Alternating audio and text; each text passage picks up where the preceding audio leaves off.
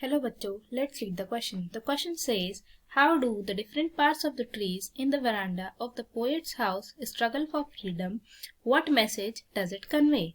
इसका मतलब है कि जो ट्रीज के डिफरेंट पार्ट्स है जो वेरांडा में है पोएट के घर में, उन पार्ट्स ने ट्रीज के कैसे स्ट्रगल किया था फ्रीडम को पाने के लिए, और ये मैसेज यहाँ पर क्या कन्वे करता है.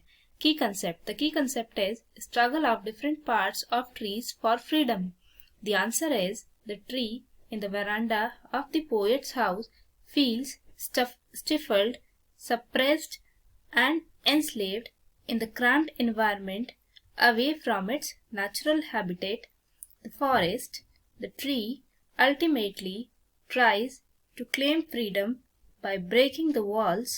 In this struggle of freedom, each part of the tree, its roots, leaves and twigs, contribute in its own way. The roots of the tree try hard to pop out the concrete floor. Similarly, the leaves move towards the glass and strive to break the glass so that they can liberate themselves from their prison. The twigs too do the hard work for freedom. The different parts of the tree join the campaign for freedom, which they ultimately achieve. The poem conveys a message that nature cannot be suppressed for long. Ultimately, it rebels against the restrictions imposed on it by men.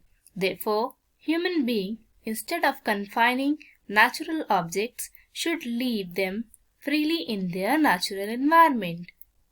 इसका मतलब है कि जो trees है वरांडा में poet के घर में, वो अपने आप को पोएट के घर में बहुत ही एंस्लेव्ड फील करते हैं, बहुत ही घुटा हुआ फील करते हैं छोटी जगह में, क्योंकि वो नेचुरल हैबिटेट से, अपनी फॉरेस्ट से दूर हो चुके हैं.